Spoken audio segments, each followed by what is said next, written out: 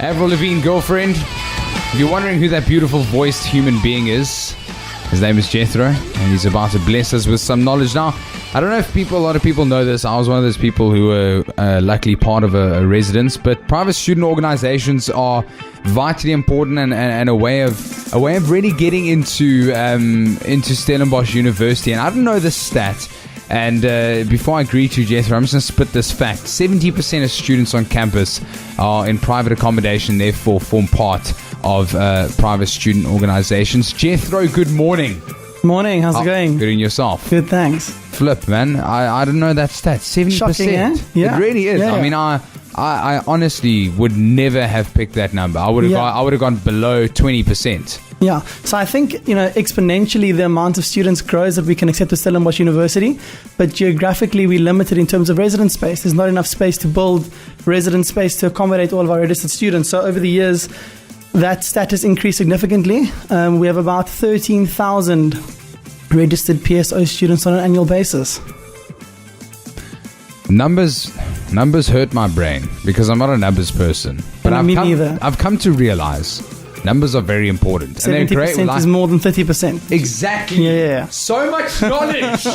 Spitting the facts here. Now listen, for people who don't know, what essentially is a PSO? Yeah. So the acronym, simple enough, Private Student Organization. So at Stellenbosch University, we want to offer our students sort of the best out-of-class experience. I'll speak about the co-curricular a little bit later. But a PSO is basically an organizational structure that's administered through the Center for Student Communities that offers students access to a whole host of out-of-class opportunities, activities, experiences, and so on. So your PSO, firstly, they take care of your welcoming orientation. So it's for our non-resident students who, number one, don't choose to apply for residence, and students who also don't get into residence then get allocated to the PSOs. It's from undergrad first years all the way up until the end of your honors year. And your PSO. So first it'll take care of your welcoming orientation. Your student leadership in the PSOs will start planning in September the year before. It's about a 4-month process to plan your welcoming and orientation. So it's not just a quick, let's figure out what we're doing with, 250 newcomers next week. They do spend a lot of time and effort developing the program and the content to give students the best possible kickstart to the university careers when they arrive here. Then after that, it's your access to your co-curricular opportunities, to your sport, to a mentor, to leadership development opportunities, to cultural activities, social stuff, and basically all of the stuff that happens out of class. So it's pretty much everything. Everything. It's like having parents to a large extent. It's like having a big brother, big sister. Big sister. I like that more because parents scare me. They're a little bit stricter, yeah. And listen, do you get to pick what PSO you're a part of, or so at this stage you don't. So the allocation and the placements are done according to the Stellenbosch University residence and PSO placement policy. And that was a lot of... Yeah, that's a big mouthful. Just say that one more time. I'm spitting the knowledge here, yeah. Spit the knowledge. The Stellenbosch University residence and PSO placement policy. Whew, that was hot, I'm not going to lie. Yeah. So what happens with that? Yeah. So at this stage, students are randomly allocated to PSOs. And this is to create the biggest, sort of the best way to allow a diverse allocation of students according to academic merit, according to diversity, according to where they come from, what they study, so that students entering the PSOs get to interact with as many different people as possible. We don't want people to operate in silos. We want them to get to know each other, to meet different people from different walks of life, and essentially to leave Stellenbosch University with an established network of friends, of people that they can work with, that they can take on business opportunities with when they leave the university.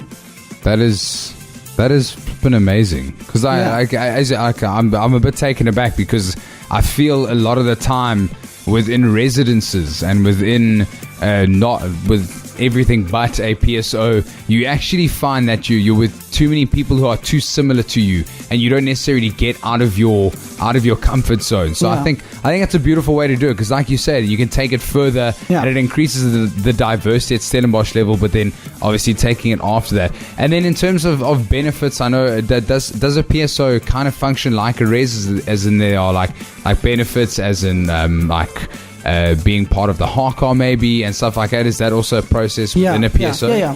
So the quite similar leadership structures apply. So the PSO will have various committees. So there'll be a committee for newcomers, like a first year's committee, second year's committee, seniors committees. There's sports committees, there's cultural committees for getting involved in things that might interest you. And then the sort of more senior leadership, you move through, you have your mentor structure, and then you will have a house committee, vice prim, who then essentially take responsibility for the community. Yo, so many going ons. I mean, I honestly, like, I mean, when I was in first year, I didn't know anything about PSOs. I was in res, so I was like, you know, that this is the only way it's run. But clearly PSOs are doing the things. And were you a part of a PSO? I don't know. Did you study? Where were you? I studied, I was a first year in 2010. 2010. So I arrived so just in 2010. The other day. Yeah, just the other day. I was a first generation student, so I arrived here without having much knowledge of what to expect in the space. And my PSO was my entry point to all of the opportunities that are available to me at Stellenbosch University. I studied from 2010 to 2014. I went through all the structures in my PSO. I was on the entry level committees. I was a mentor. I was in the HARCA. I was vice prim, and then I was prim in 2014. And my time on the prim and the prim committee actually linked me up to what was my first job at Stellenbosch University. I got an internship at the Frederick Matthieu Slabbert Institute. Thereafter, I had a 1-year contract there where I coordinated short courses in leadership development.